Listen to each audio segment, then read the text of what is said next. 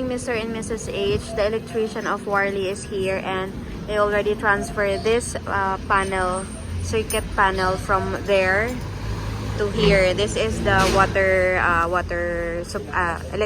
electric supply for the water pump down there, going up there, at may nangangaraling sa tapat ng bahay.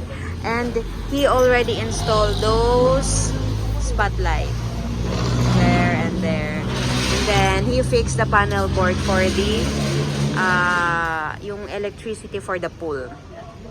So ayan siya ngayon. It's so nice.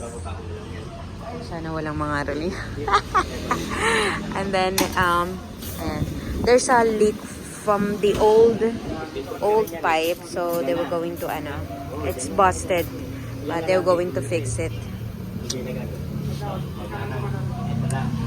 Wala na ibang, paano yun? Walang ibang pipindutin kundi yan lang.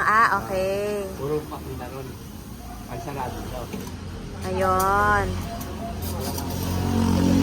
Naayos nila. They fixed the old what do you call it? Old control panel of the water. They fix it right now, and the water pump floater is automatically. Balik sa dati. Gumana na yung maayos na okay, perfect. Ayan, pinalitan niya. They changed all the wires from old to new one. And then, as you can see right now, it's automatically, the water going to our water tank is automatically shut down if it's full, because there's a floater and automatically connected to here.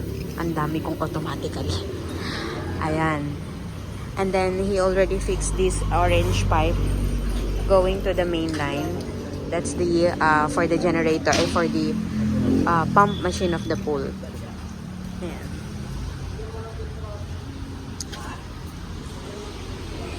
And as you can see right now, they already put some skim coat there just to not obvious the extended fence.